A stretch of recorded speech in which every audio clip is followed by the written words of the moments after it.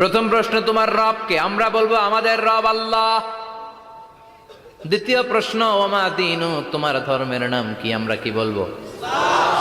তৃতীয় প্রশ্ন, বিশ্বনবীর চেহারা দেখিয়ে বলা হবে আতারিফু হাযার রাজুল, এই লোকটারে চিনো নাকি?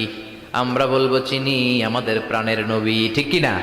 চাঁদের চেয়ে সুন্দর তুমি নবী আমার কমলিহিওয়ালা, দু জাহানের বাদশাহ তুমি প্যারা নবী সাল্লে আলা, চাঁদের চেয়ে সুন্দর তুমি নবী আমার কমলিহিওয়ালা, ঠিক কি না?